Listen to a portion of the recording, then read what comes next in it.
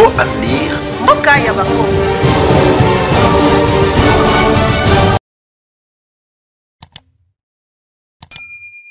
Et comme elle a kinga que union sacrée et ça état d'esprit moko o permettre ba congolais union so aza na posa ko tongekolo asangala na mokonzi mboka mais tant otoye ko évoluer na union sacrée et ko koma ba alliance ba coalition parfois ezate donc vision et la clarté ngai na bande comme soso to sali collectif pour le développement et l'unité du Congo de Tolobi totelema pour que toko la sous peuple la ko la sous li kamanate il y a 2 ans bakonzi basali logote mais a tikali réellement une victime.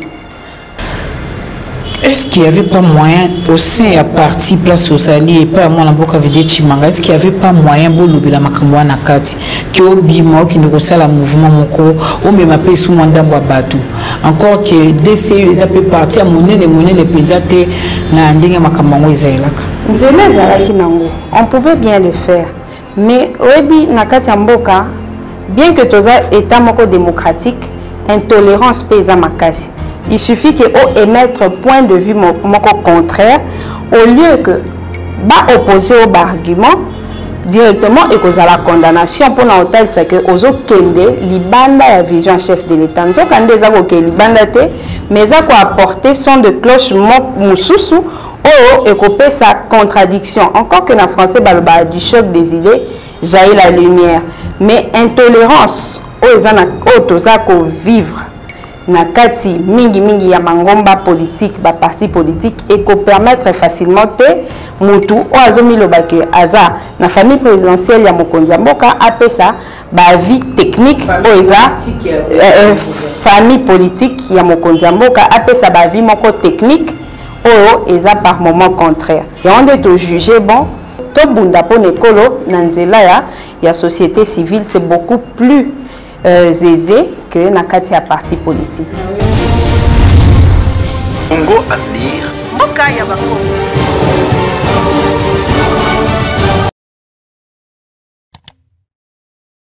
Nane sengo pona koyamba moko ya basi courageuse moko ya mwasi maeli mwasi ya bwania boyebi mingi pe boyebi ete nga na découvert qu'à travers procès à Jamal procès à 100 jours azali moko ya avocat ou baningisa ki penza na procès on va se faire remarquer positivement na kati ya procès wana mais maman Arlette Odia azala ki pe lisusu coordonnatrice il y a Ligue des femmes de la dynamique Congo Uni il y a DCU il y a un de Covid Chimanga Oza Sukunate maman Arlette Odia maître na pesi mbote maman Sylvie lelo oza na tête ya collectif moko mouvement moko ya société civile oyo eza dénommé Congo collectif pour les développements du Congo CEDUC ngana kamwaki parce qu'il est 24 janvier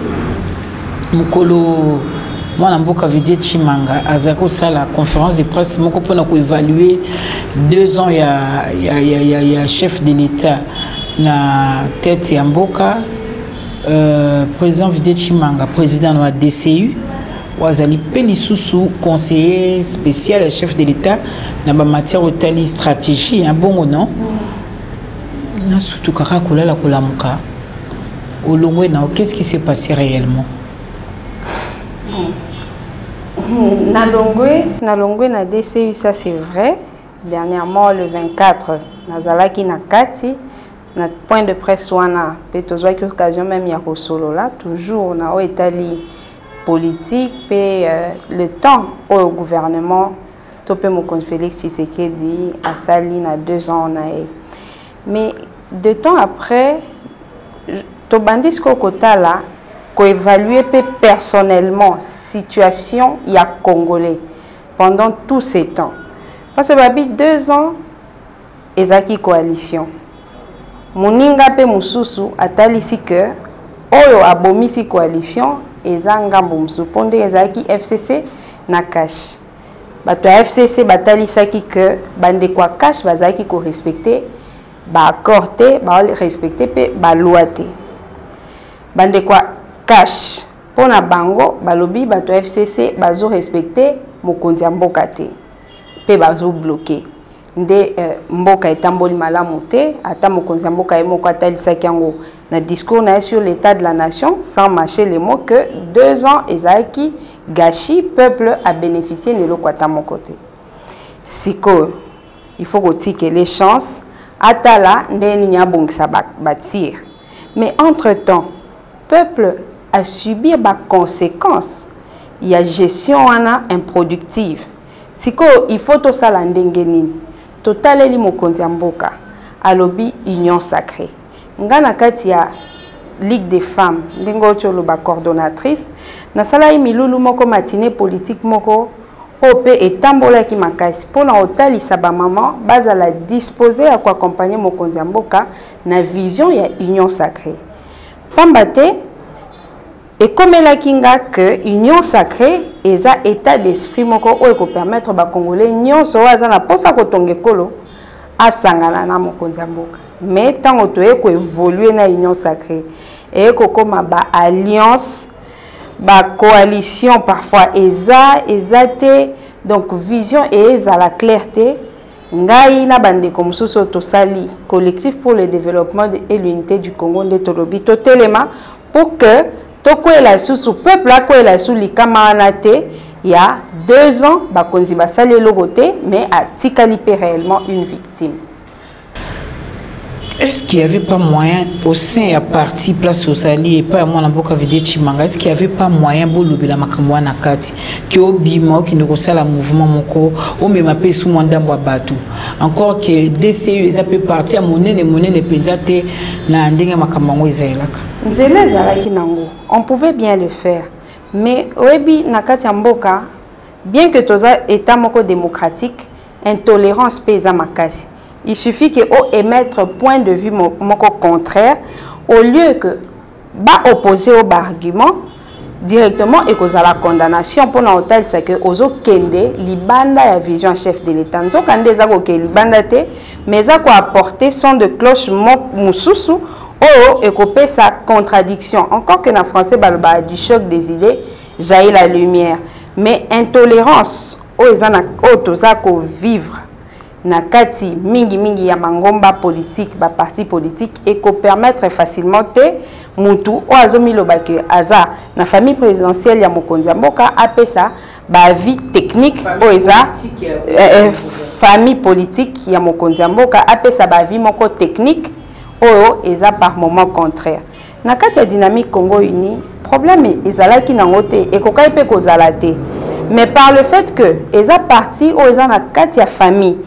présidentielle donc avis contraire wana bakolati sango parti politique et puis epesi pasi na bandeko mususu na kati ya parti pona otala que et comme aneti parti ndeza kotelemela mokonzi mboka ya onde to juger bon to sunga to sali sekolo to bunda pona ekolo na nzela ya société civile c'est beaucoup plus aisé que na kati ya parti politique. Mais oui, bilelo société civile il y a neutre ressources.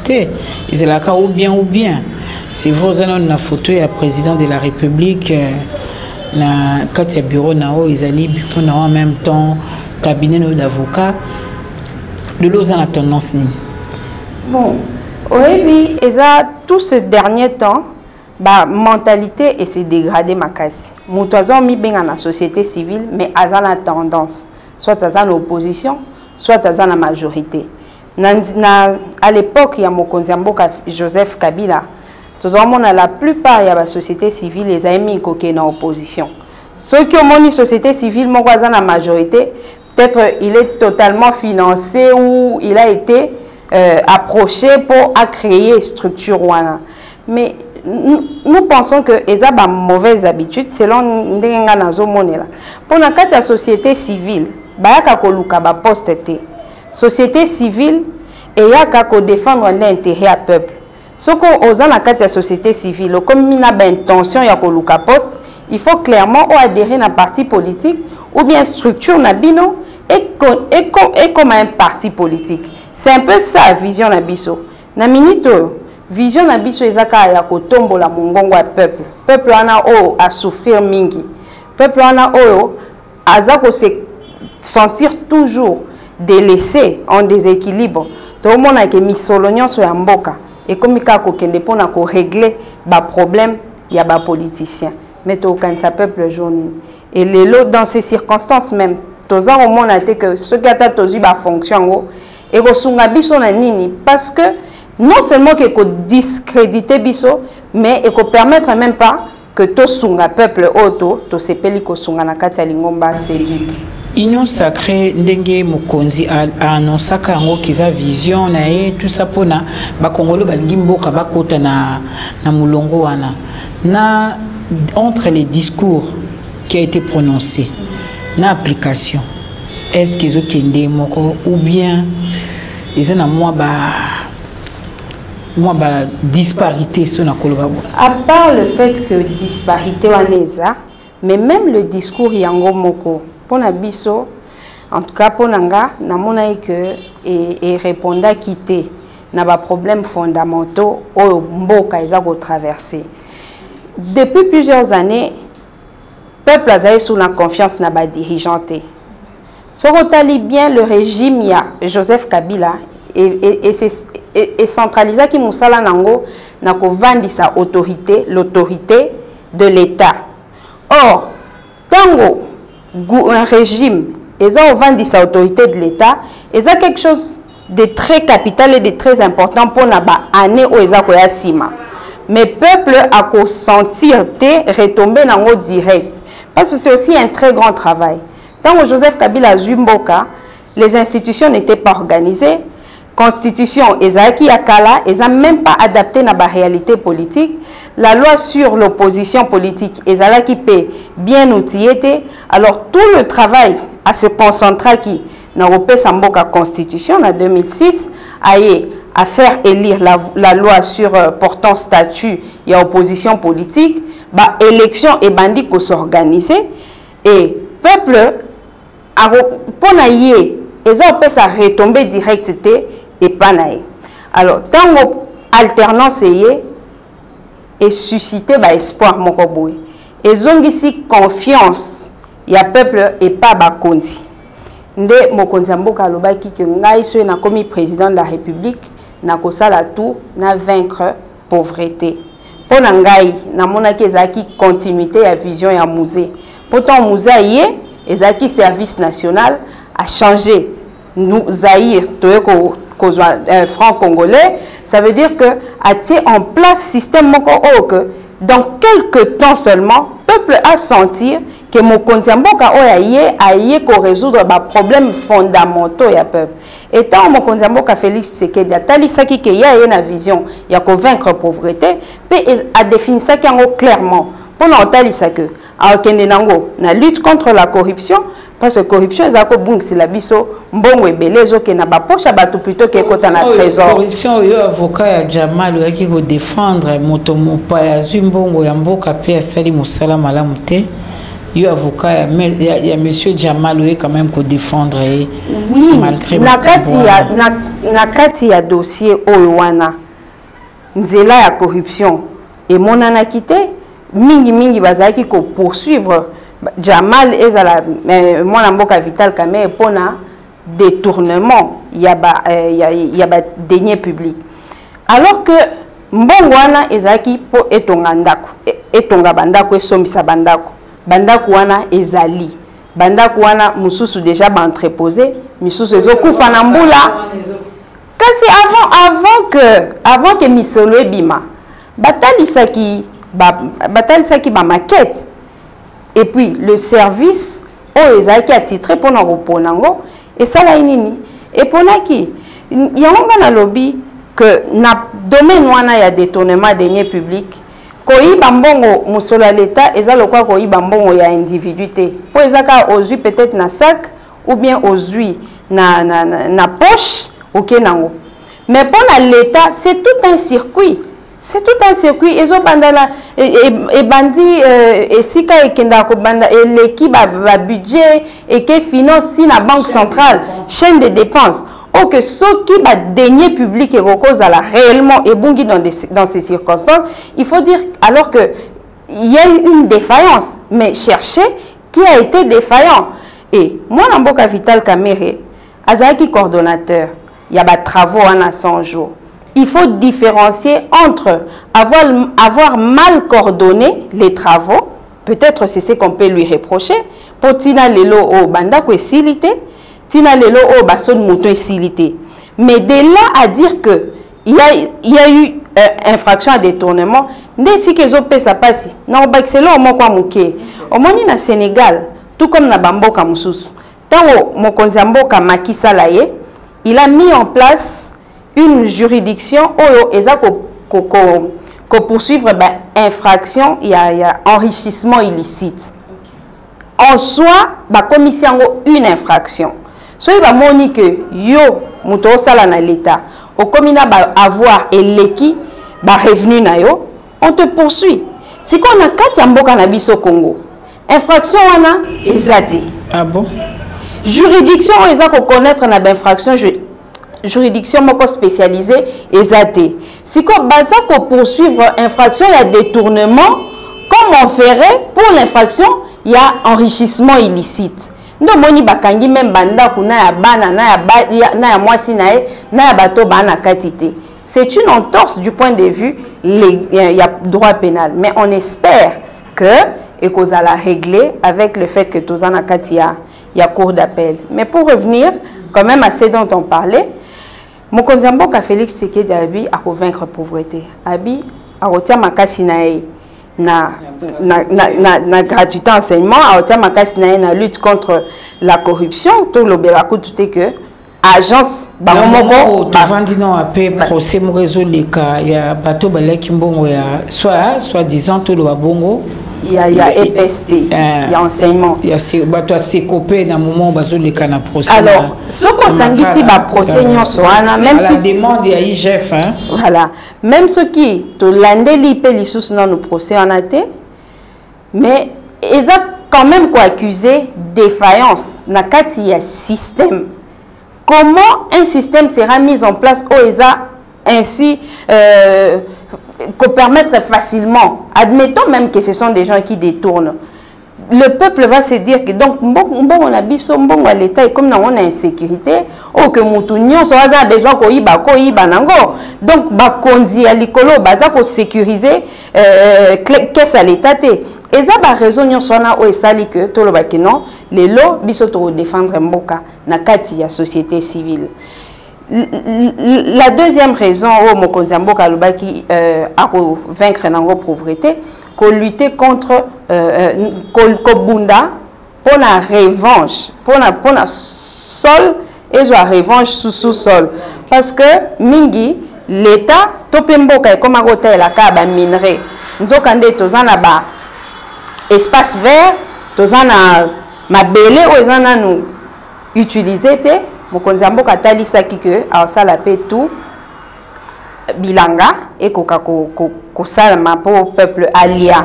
Mais malheureusement jusque là on a pas promesse. Ezaka na ba promesse. Sikoyo tango toye kozwa union sacrée. Union sacrée de la même manière que Mokonzi Mboka a pesaki plan de guerre naé avant que azwa bokonzi. Il y a le travail pour vaincre la propriété. De la même manière que l'Union sacrée à partir du moment où est comme une coalition. Na Brazzaville, Mokonzi Mboka Lobelakian, et Rosala une coalition. Mais il faut que le peuple aille que awa tozo banda to attaquer nin bakonzi bako attaquer nin. Est-ce que Rosala banzela? Est-ce que Rosala toujours enseignement parce que ça non boîtier te fandi non bien te est-ce que kozala nini mituna nyonso wana eza clarifié te to yebsaka peuple a accompagner union sacrée au départ tango ezaki une simple vision oui tozo accompagner mais ce que tango comment oluka ekota na musala ata premier ministre constitution mboka lobinini que premier ministre yenda za ko définir programme de gouvernement mais en fonction ya oyo mokonzi ya mboka atalisi na oye alingi kosala mais tango déjà mokonzi ya mboka na nzela ya union sacrée atalisi biso nanu te d'une certaine manière tolandaki biso ce discours na sur l'état de la nation ezalaki très bref différent il y a discours il y a sur l'état de la nation il y a liboso je pense ezalaki 4 heures du temps où azaki autant il a besoin de priorité en mboka mais le dernier discours ce n'était pas le cas. Or c'est dans ce discours qu'on aurait eu toutes les classes politiques la matière où il peut permettre état-major dans le politique analyser et ensuite Premier ministre a annoncé le programme na gouvernement. C'est là qu'on trouve une certaine disparité entre la vision union sacrée et même la manière dont les autres les forme. Si on a comprendre, on croire vraiment que l'union sacrée qui robim sambo kana ba problème tous en amont.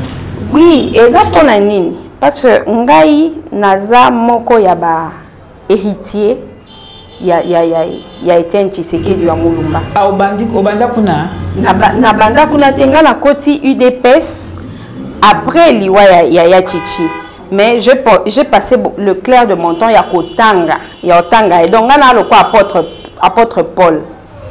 Le quoi apôtre Paul a tambola na Yesute mais il a plus parlé de Jésus que même bao batambola ina. De la même manière apôtre Paul. Ndenga na mimona apôtre Paul pona ya Chichi. To tangiye na tangiye tellement et j'ai compris ce que lui voulait pour ce pays. Il voulait que le pays se développe et pour lui développement ya mboka na respect ya ba texte eza lié comme ba bébé si à moi et kotambola toujours ensemble mais bakoki ko kabola yango te à partir du moment où ba kaboli yango quelle que soit la volonté politique to atteindre ba résultat te. Et aussi ya chichaza ke lobani que pomboka ebonga ezo senga kaka volonté politique te ezo senga pe climat politique na kati ya mboka ezala assaini mais tala lelo depuis l'élection en 2018 Martin Fayulu il est dans la résistance il estime pour sa part que ba élection ba ibaki yango ezaki yenda bimai mokonzi ya mboka azana tort ou bien azana raison est-ce qu'il doit continuer à s'enfermer dans makambo na be fois qu'il est dans makambo sous il est en droit. Moi, j'estime qu'il est en droit de rester dans la position néwana. Mais tout ce qu'on peut, en tant que peuple, attendre du président de la République, c'est que ça la nyonso pour que à étape wana, l'effort doit être fourni par le pouvoir. Pour constitution et pessi mokonziambo kaba attribution yako servir d'arbitrage. Il y a qu'à veiller au fonctionnement régulier, il y a des institutions dans Katiamboka. Et lorsqu'on parle des institutions, on ne peut pas en parler sans parler de l'opposition. Donc, comme opposition, ils ont réglementé dans Katiamboka. Mokonziamboka, il faut à ça là.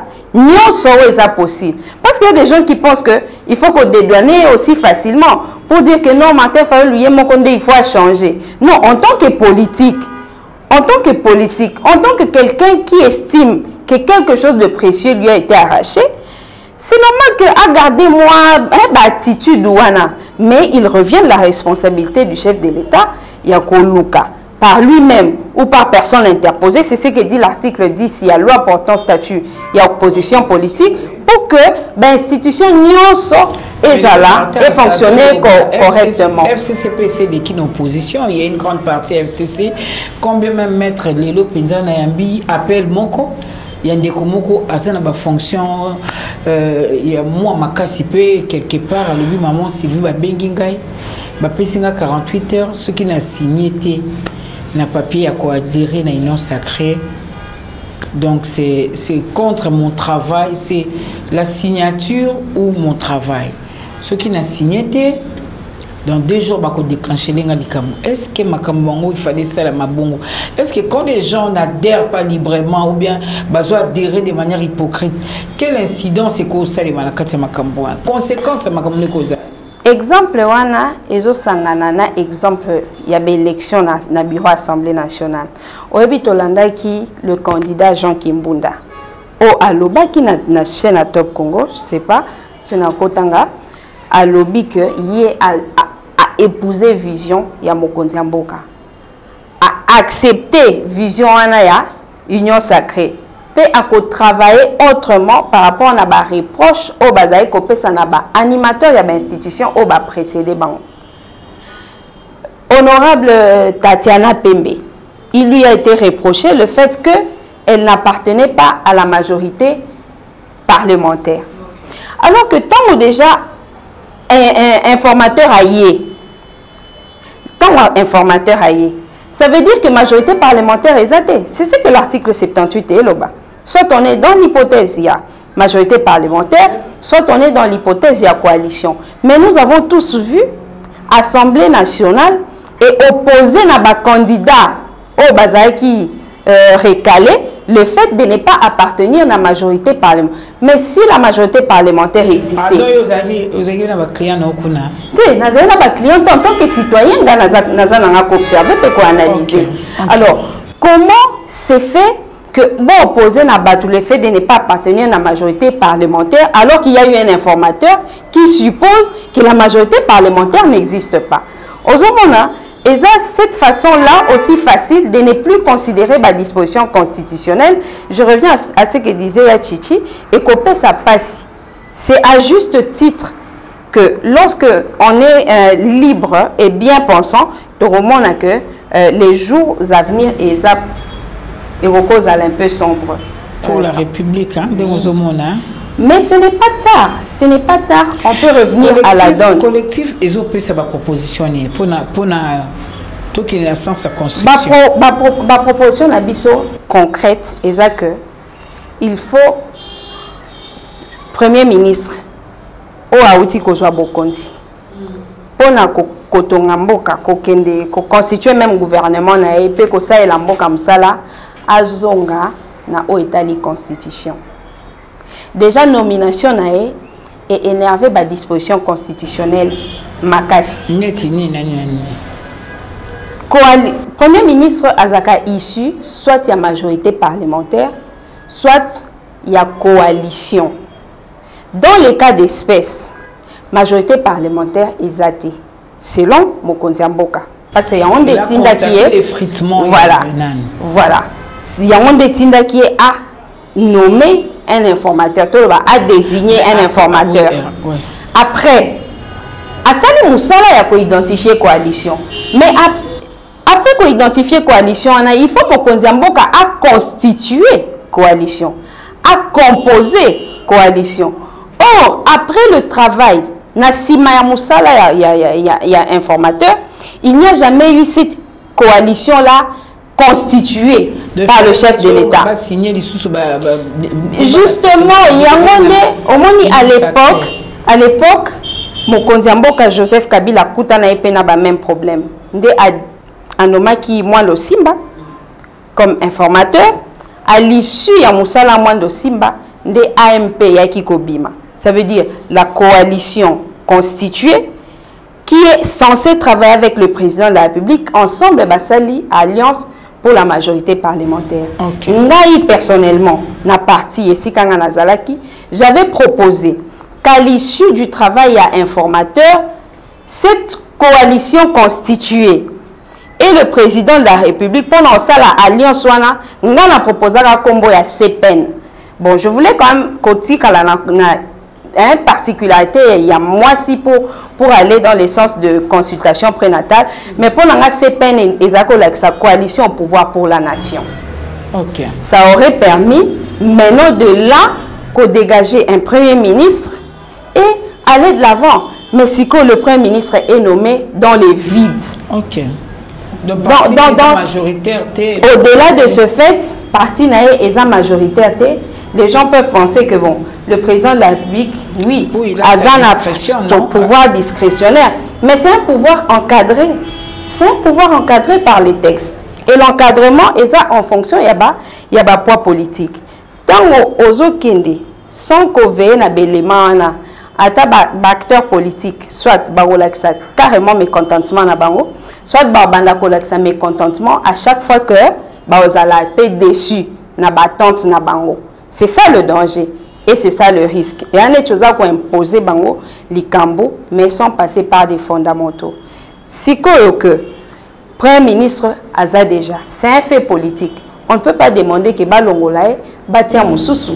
Mais même si son parti est minoritaire. Oui, c'est déjà un fait politique et ça établi. Si que photo que liboso, que liboso ta on en solo que tozonge la mibeko ezani. La loi portant statut et opposition politique, que chaque parti politique et ça la appartenance nango et ça la déclaration. C'est constaté au début de la législature. Oui. Et ça la déclaration d'appartenance à la majorité ou à l'opposition. Donc on a un début à mandat. Il y a mon Mboka Félix Tshisekedi, parti à ensemble pour la République et ça là qui la déclaration il y a opposition d'appartenance à l'opposition.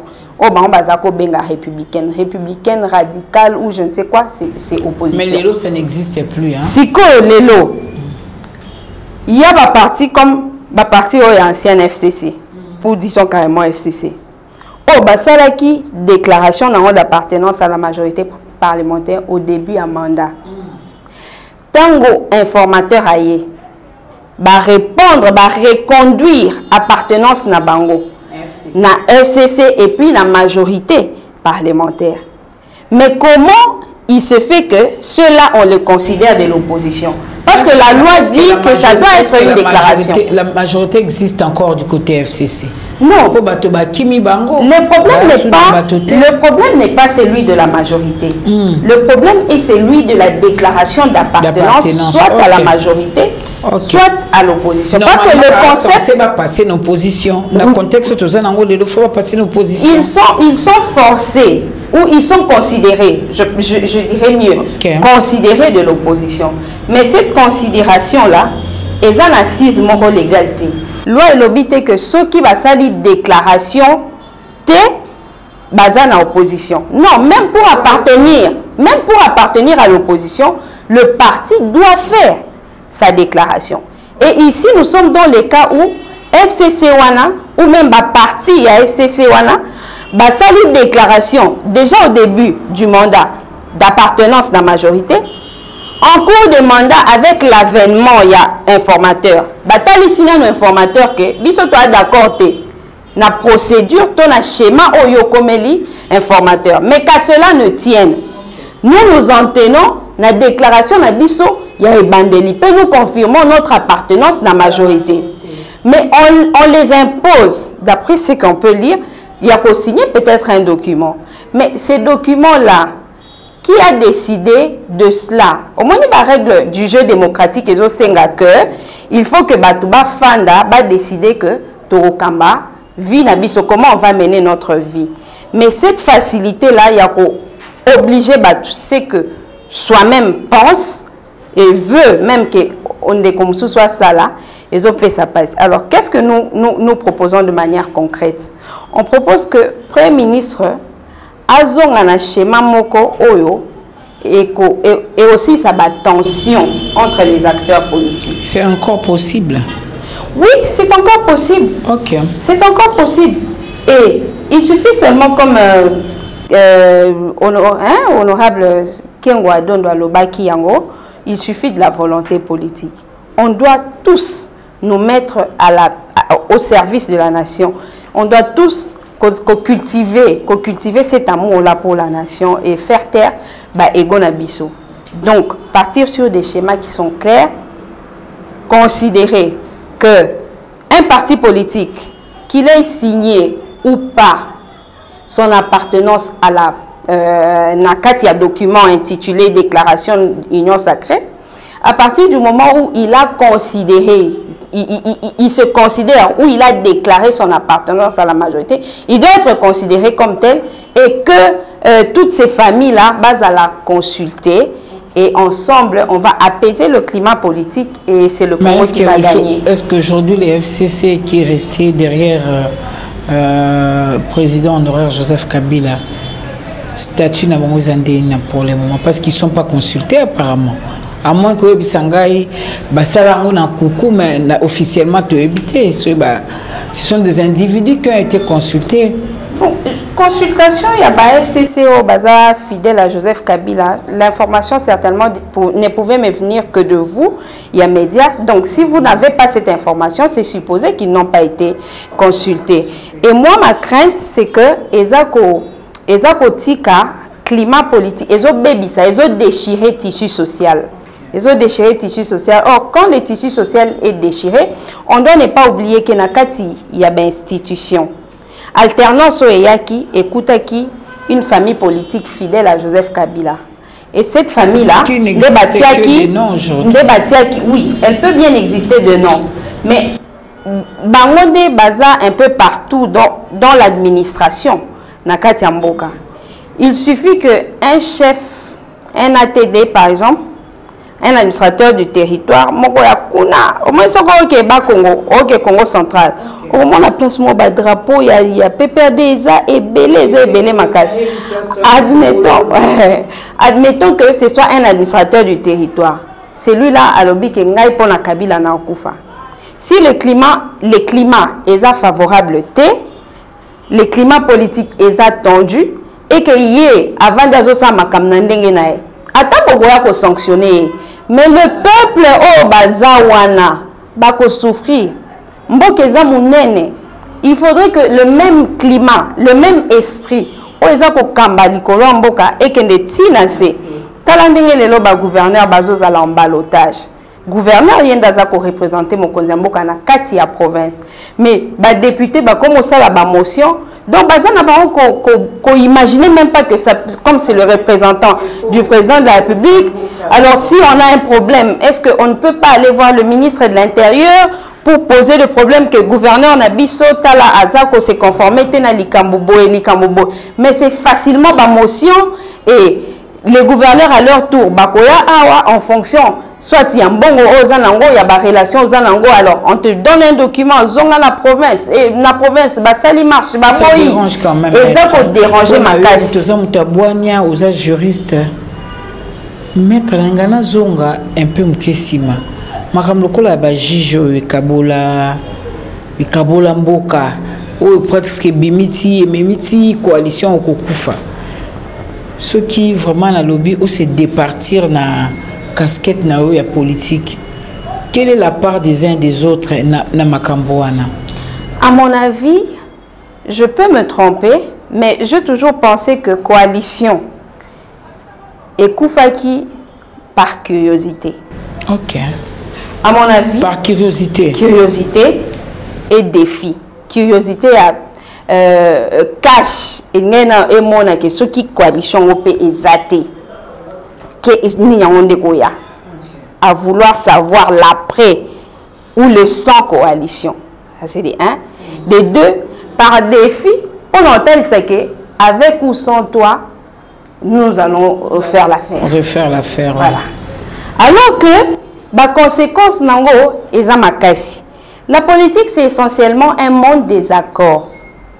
Absolument un monde des accords. Et la spécialité d'Étienne Tshisekedi était de toujours rappeler les acteurs politiques au respect des accords. Même kolobake force nae ezalaki que azalaki ko respecter ba accord, quand bien même il ne les aurait pas signés. C'est ce que lui disait.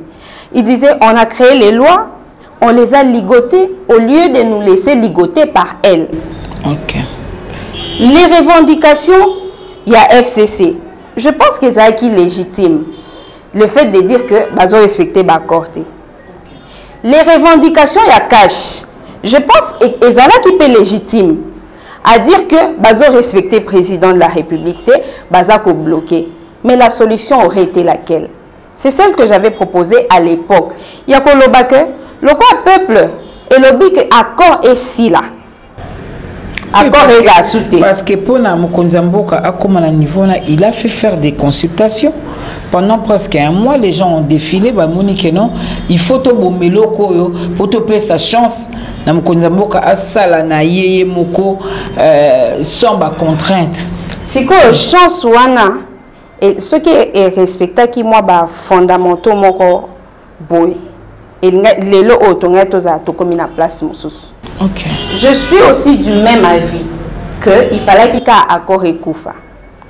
Mais après que Koufa ait accord, le président de la République fallait qu'il ait consulté la force représentative dans la assemblée. Essentiellement.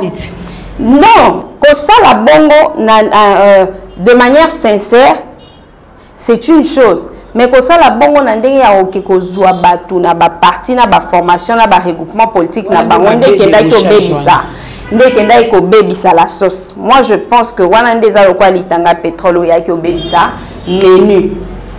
OK. La transhumance, elle vient de celui qui est parti d'un parti à un autre. Maître yo sopi na Hollande discours na yo do olongo na branche ya DCU o ya cash.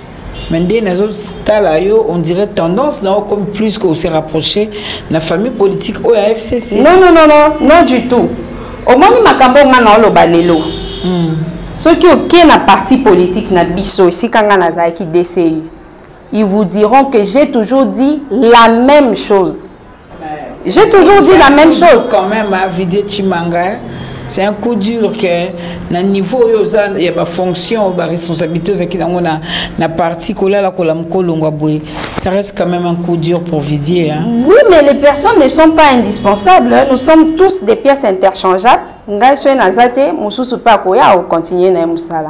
on a le balelo, même en étant dans la partie, je le disais, sur YouTube, Facebook, partout où je disais, il fallait bien sûr accord et Koufi, mais le président de la République, il fallait qu'il vraiment, avec même le président Joseph Kabila, le président honoraire et tous les autres, qu'on va d'accord réfléchir réellement, qu'est-ce qui a fait que les choses n'ont pas marché. Il fallait donner une chance encore, c'est ça, non? Il fallait donner une chance, pas une chance. Il y a sa coalition FCC Kachendenge Zaraki, mais si qu'on s'associe avec les regroupements politiques individuellement, sans qu'on procède à un regroupement. Ok.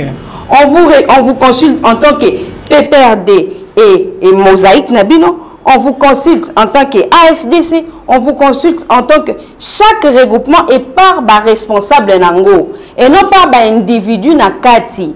Parce que Yangonde aujourd'hui est que gâter, ça gâter la sauce. Okay. Et j'estime que ce n'est pas encore tard. Et c'est notre travail, nous, en tant que société civile, il y a pour rappeler. Mais qu'est-ce que vous demandez au chef de l'État? Ce n'est pas encore tard. À ça, la nini parce qu'apparemment, dans Hollandao, à venir dans la bisseuse à sombre. À venir à RDC, ils sont sombres. Avec Covid, Baksami, situation sociale, les avoir mal à monter. Qu'est-ce qu'il doit poser comme acte? Puisque tout comme à niveau, on attend un nouveau gouvernement qui doit arriver pour que le peuple, parce que le peuple a des mingi. Tout le monde en France, tout a démissionné, et ils ont des partis politiques, ils ont des regroupements. Pour la Bamboka, le corps n'a pas Ezalaka. Pour un ministre à Longo, nommé d'ici 3-4 jours, vous avez déjà un gouvernement. Mais où Abisso Angoyo, on a consulté, informateur à consulter, pour un ministre à consulter. Il y a Abisso pétant. Alors, la demande concrète au Ngaï en tant que président exécutif et collectif pour le développement et l'unité du Congo est que considérer acteurs politiques majeurs. Les acteurs politiques, baza lokola wenze yaba meme.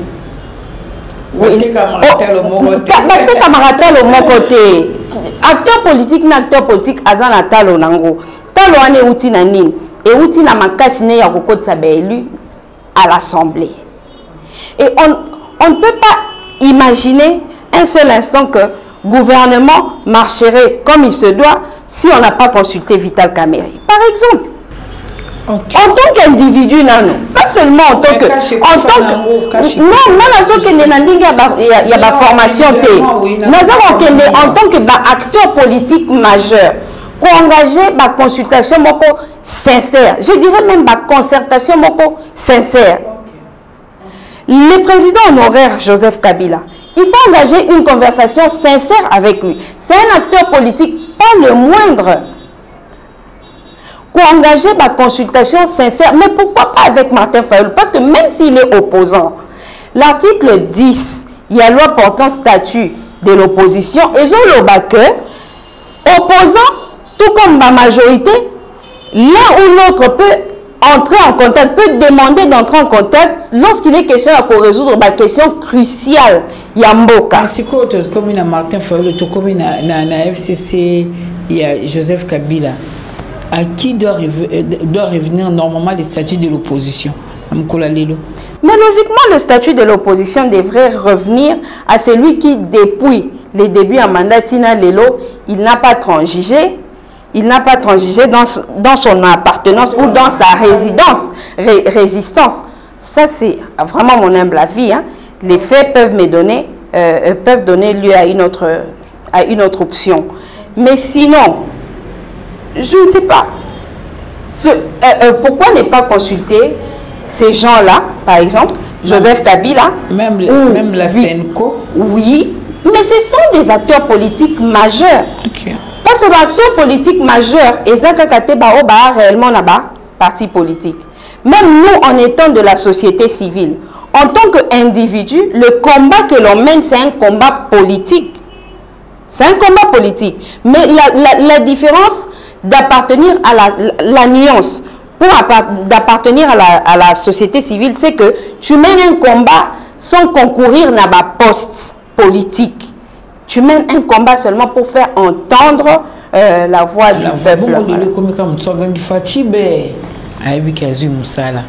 Maître Bino Boza Bato Mibeko, Boza Bato, Bo encouragera Bato, pour nous accompagner na droiture.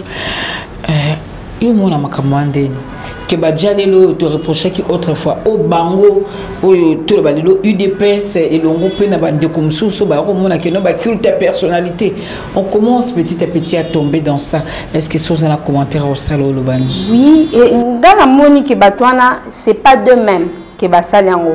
Ils ont été placés dans les conditions de les faire. Parce que quand tu, par exemple, au sali déclaration à une appartenance, il y a union sacrée.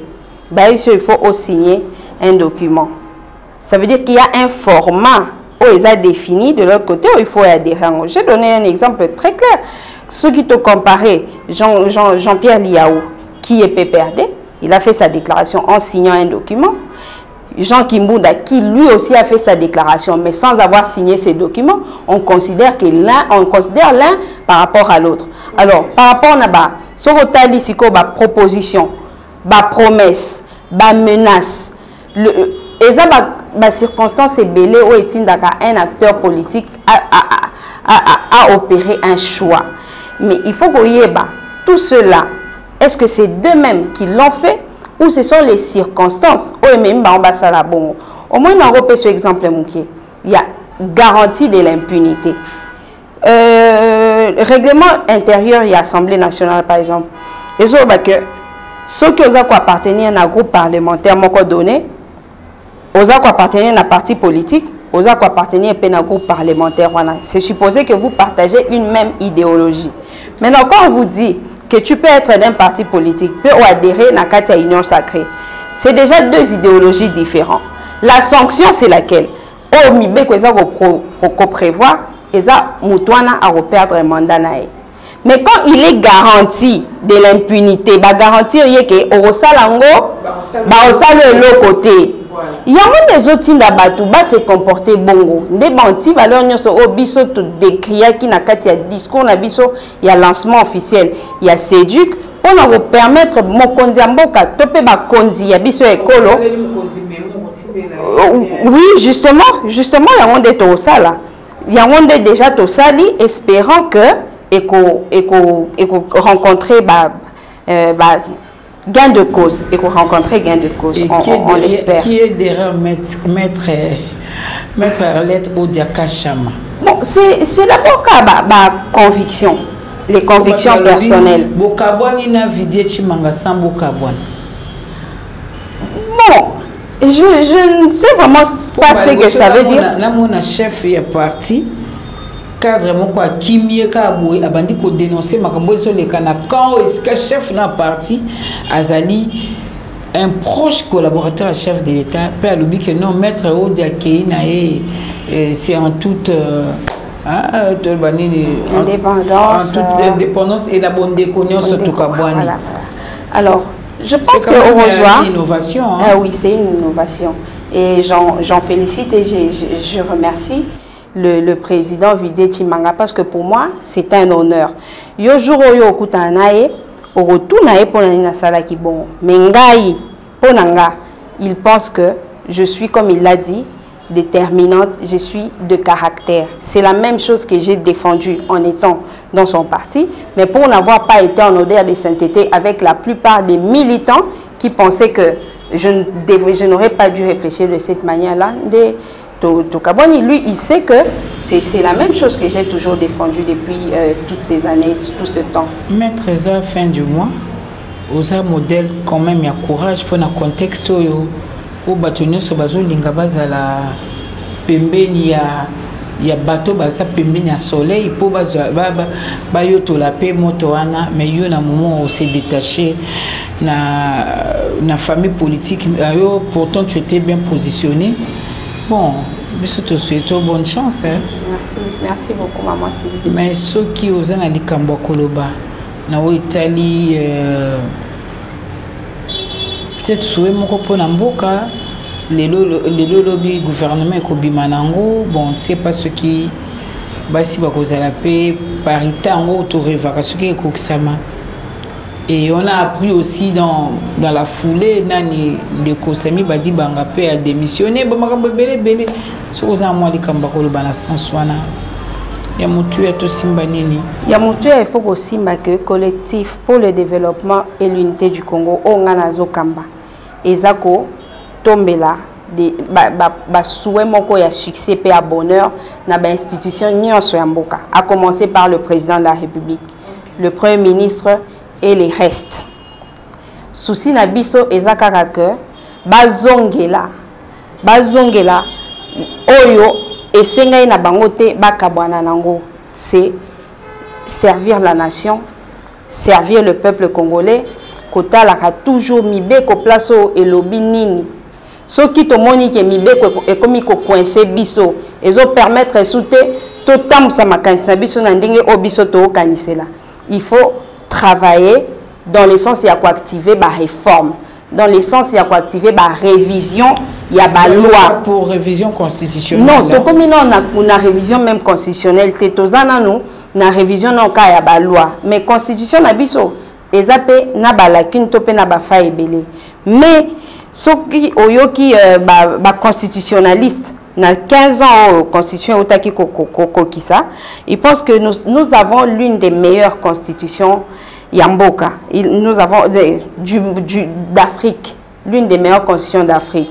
Alors mingi onga na lobela ba règlement neti ba règlement intérieur, il y a ba assemblée, il y a ba sénat. Quand on pense que ça commence à coincer, il faut peut-être que proposer la révision, la modification, plutôt que bafouer en haut. Maître, là, nous avons une question qui pose sincère, peut-être en haut, est-ce que tu as zongissima, tu as liboso ou bien tu as non du sur place kaka? Tout ça, que tu as en train de liboso, mais à un certain moment, on a commencé à faire du surplace. Et les Français balobi qui n'avance pas recule. La conséquence c'est que tout ça qu'on reculé, tout ça qu'on avancé. Mais toutes les chances sont là. Il n'y a que des imbéciles qui ne changent pas d'avis. Et Congo eza abisonyos. Soit to lingiango temuta lingela biso yango azate tomi pesa na makam o biso toti koloba a pe oyo bande comme susu ba okanisa bipai na bipai et kosunga po totonga ekolo. Maître Arlette Odiaka Chama, c'était un plaisir. Hein? Moi c'est à Maël, moi c'est à Boigna. On a tombé le bonne chance. Dans ma solo, on a Séduc, aux Alibongo, collectif pour le développement et l'unité du Congo, Séduc. Bukabwani, n'en découvriez Chimanga. Peut-être sur le plan politique et idéologique, mais je te souhaiter bonne chance. N'est pas peut-être qu'elle te souhaitait bonne chance. Et le on a bandeko Christian, Batumusu Bazakuna. Dans un élit qui a été prochainement, tout coup, tu as apporté ceux qui a solo séduit ezali structure moko alimentaire te ke moto moko azotindi ko sima en tout cas matondi mingi. Merci nga pe natondi bino mingi maman Sylvie pe natombeli bino un heureux mois de mars. Na yo Congo Avenir. Mboka ya bakongo.